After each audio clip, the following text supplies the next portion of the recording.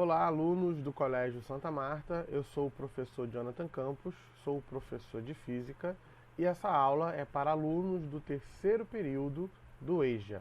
Vamos lá. Então, lembrando, calor é uma energia térmica em trânsito, né? Uma energia que está sendo transferida de um corpo para o outro.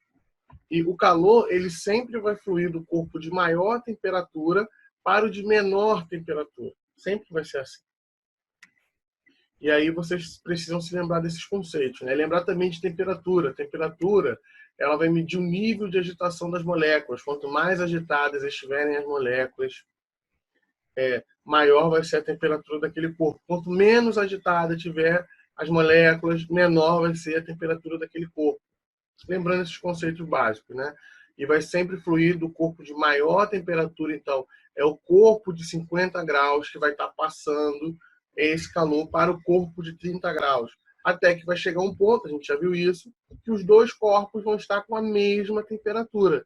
E isso é o que a gente chama de equilíbrio térmico, onde não há mais troca de calor entre os corpos, né? Eles já atingiram temperaturas iguais, então não tem como mais um passar calor para o outro. Falamos também sobre calor sensível, dando uma revisada, né? Um grande resumo. Calor que produz variação de temperatura sem que o estado físico da matéria seja alterado. Então, o calor sensível, gente, é um calor que ele não é grande o suficiente para passar aquele material para outro estado físico. Então, é um calor mínimo, né? Mas ele produz uma variação de temperatura, tá? Pode ser pouco, mas ele produz, mas não é o suficiente para aquele material passar de estado físico. Um exemplo disso é quando a gente coloca água para ferver, né? Água para ferver no fogo aí, fazer miojo, fazer café, entre outras coisas, né? Quando a gente acende o fogo e aquela água começa ali a borbulhar, ou às vezes nem a borbulhar, mas você já está percebendo que ela está aquecendo, existe uma troca de calor ali, uma troca de energia do fogão para a água, né? Do fogo para a água. Está havendo uma condução de energia por condução. Vocês vão ver isso depois. Mas tá havendo ali uma troca de calor. Às vezes, assim que a gente coloca a panela ali e acende o fogo, se você colocar o dedo na água, você vai ver que a água vai estar fria ainda, né? Ela demora um tempinho para ela começar a aquecer. Mas esse tempinho, ainda que ela está fria, ela já está trocando calor. Mas esse calor é tão mínimo que não é o suficiente ainda para que o seu estado físico seja alterado, tá? Então, ele está dando esse exemplo aí de calor sensível. Calor latente, também falamos um pouco sobre ele semana passada. Ele é o oposto do calor sensível. A gente fornece energia térmica a uma substância, a sua temperatura não vai variar. Lembrem, no calor sensível, a temperatura varia, tá? Só que é uma temperatura pouca. Porém, não é o suficiente para o corpo mudar de fase. No calor latente, a temperatura é constante, mas o seu estado físico, o estado físico daquele material que está sofrendo essa quantidade de calor, vai ser alterado. Olha aqui um quadrinho, ó, calor sensível. O corpo muda de temperatura e não de fase. O calor latente, o corpo muda de fase, porém não muda de temperatura. Ainda falando sobre a, a panela de água no fogão, a gente sabe que o ponto de ebulição da água é quando ele atinge 100 graus Celsius, né? Se a gente deixar lá a panela com água dentro lá, quando ela atingir a temperatura de 100 graus Celsius, se vocês botarem uma tampinha ali, uma tampa nessa panela, e deixar lá no fogo, ele dá uma hora e depois voltar, vocês vão ver que não vai ter mais água nenhuma ali, né? Ele já fez todo o seu processo de vaporização, de ebulição. Ele passou o seu estado físico. Então, o que vai acontecer? Esse fogo, quando ele chegar em uma temperatura de 100 graus Celsius, aquela água ela já vai passar do seu estado líquido para o seu estado vapor. E ele não vai aumentar mais do que isso, ele vai continuar em 100 graus Celsius, né, que é o ponto de ebulição da água. Ele não vai fazer 100, 101, 102, 103, não, ele vai parar em 100 e toda aquela água ali vai começar a entrar no seu processo de ebulição. Então é isso, o calor sensível ele muda de temperatura, o calor latente ele muda de fase. Tá? Não confunda essas duas situações. A gente já tinha falado sobre isso, estou voltando a falar, que no Sistema Internacional de Unidades, o calor é medido por joules. tá? Muito comum. É no Sistema Internacional de Unidades, a unidade de medida do calor é o joules, medida pelo J ali. Só que é muito comum aparecer a caloria para medir calor. Até nos nossos exercícios, até no nosso dia a dia, a gente mede a energia, né, de uma barra de cereal, de um biscoito, de não sei o que, em caloria ou quilocalorias, né? Então é muito comum aparecer o cal. E às vezes é preciso fazer as conversões, né? O que seria da física se não houvesse essas conversões de unidade? Então a gente tem que converter de caloria para joule, sempre que é o problema pedir, né? Uma caloria equivale a 4,18 joules, 4,18 joules equivale a uma caloria. A gente vai ver isso de forma prática. Bom, vamos falar de capacidade térmica agora. Então, a capacidade térmica é a quantidade de calor necessária para elevar em 1 grau Celsius a temperatura de um corpo. Acho que eu cheguei a falar sobre isso semana passada, só estou dando uma revisada. Mas é a quantidade de calor necessária para elevar em 1 grau Celsius a temperatura do corpo. Notem aqui para a definição, tá? Tem a expressão matemática que diz que é o calor sobre a variação de temperatura. Então é assim que a gente calcula a capacidade térmica. C é igual a o que significa calor. Calor sobre ΔT, que a gente já conhece, né? Variação de temperatura. Então imagina aqui que tem esse bloco, e esse bloco tem que ser elevado de 26 para 46 graus Celsius. Ou seja, esse bloco ele vai sofrer uma variação de temperatura de 20 graus Celsius, né? De 26 para 46. Então, o que vai acontecer aqui? É só pegar a quantidade de calor que está sendo cedida ao bloco sobre a variação de temperatura que quer se alcançar. Nesse caso é 20, quer aumentar mais 20 graus Celsius. Então, a capacidade térmica desse corpo vai ser uma capacidade de 2 calorias a cada grau Celsius. Isso quer dizer, gente, que esse resultado nos indica que, para variar a temperatura desse corpo em 1 grau Celsius, precisaremos fornecer a ele 2 calorias. É claro, né? Se você quer aumentar em 20 graus Celsius, a cada 1 grau Celsius, você vai ter que aumentar 2 calorias a cada grau Celsius. Como ele quer 20, vai ser 2 vezes 20, você vai precisar de 40 calorias. Tá? São 40 calorias para conseguir elevar esse corpo de 20 graus Celsius para 46 graus Celsius. Então, olha só, o que a capacidade térmica quer dizer? Imagina que um corpo está numa temperatura de 10 graus Celsius e a gente quer saber qual é a quantidade de calor necessária para elevar esse corpo para 11 graus Celsius. É isso que é a capacidade térmica. A quantidade de calor que precisa ter para esse corpo aumentar 1 grau Celsius. Estou frisando isso porque a gente agora vai falar de calor específico. E o calor específico é a quantidade de calor necessária para elevar em 1 grau Celsius a temperatura de uma unidade de massa de um corpo. Aí já é diferente. Agora ele quer elevar a temperatura de uma unidade de massa.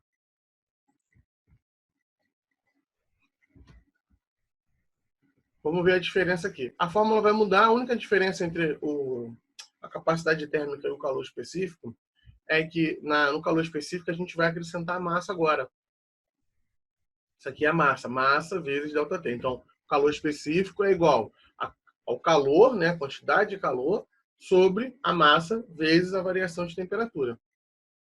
Então, observa aqui. Tem um bloco e esse bloco ele quer aumentar em 1 grau Celsius, ó, de 26 para 27. Qual é a quantidade de calor necessária, né?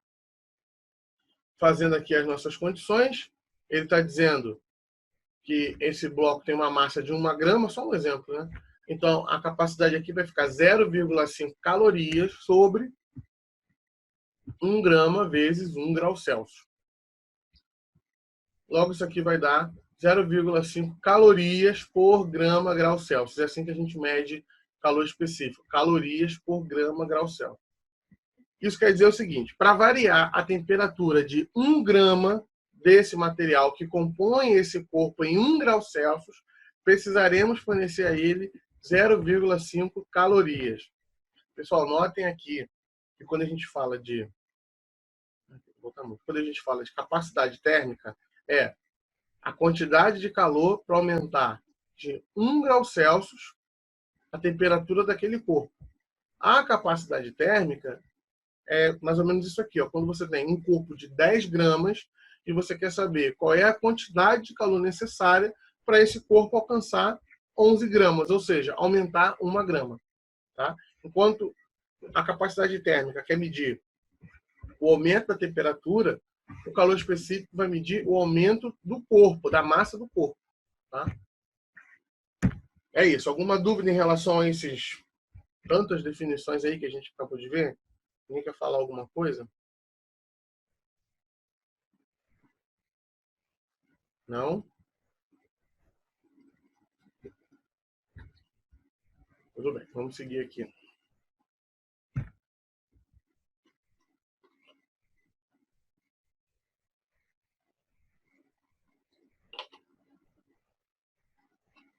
Equação fundamental da calorimetria. Então, essa é a fórmula do calor. O calor é igual a massa vezes a capacidade térmica, isso é específico do material, vezes a variação de temperatura. Eu já tinha falado para vocês que o Q representa o calor, né? As trocas de calor entre o corpo, entre dois corpos, entre o ambiente interno, o ambiente externo, é troca de calor. E aí, esse corpo, quando ele pode ter duas definições, né? Quando você tem o Qzinho mais ali, o Q mais, isso quer dizer que aquele corpo está recebendo calor de outro corpo. E tem um Q menos quando o próprio corpo está liberando calor. Tá? A gente vai ver isso melhor nos exercícios. Lembrando aí da questão de conversão das unidades de caloria para joule. O M significa massa, e essa massa ela vai ser expressa em gramas, respeitando as unidades, né? O calor específico é específico de cada substância. Então, cada substância vai ter a sua água, vai ter o seu petróleo, vai ter o óleo, vai ter o seu. Cada um vai ter o seu calor específico, tá? Isso é da substância.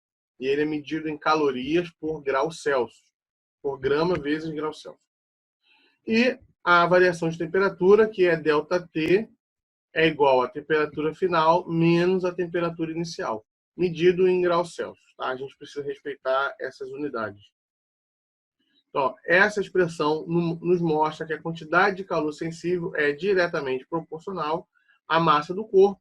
Quanto maior a massa do corpo, maior a quantidade de calor necessária para variar sua temperatura. Ao calor específico, quanto maior o calor específico, maior a quantidade de calor necessária para variar sua temperatura. E a variação de temperatura, quanto maior a variação de temperatura que se deseja obter, maior a quantidade de calor que se deve fornecer. O que isso está dizendo? Né? Que é diretamente proporcional. A nossa expressão matemática é Q é igual a M vezes C vezes ΔT. Está todo mundo se multiplicando aqui. Né? Isso é uma expressão matemática que, quando você tem todos os elementos se multiplicando, quanto maior for o meu M, maior vai ser o meu Q. Ou seja, quanto maior for a minha massa, maior vai ser a minha quantidade de calor. Quanto maior for a minha capacidade, meu calor específico, maior tem que ser o meu calor. E quanto maior for a minha variação de temperatura, maior vai ser o meu calor, vai ser o meu Q. Então, como está tudo sendo multiplicado, né, gente? Essa é a relação. Se estivesse sendo dividido, aí seria inversamente proporcional. Mas como está todo mundo sendo multiplicado aqui, no caso vai ser diretamente proporcional. Tá? É só para a gente entender o que está sendo dito.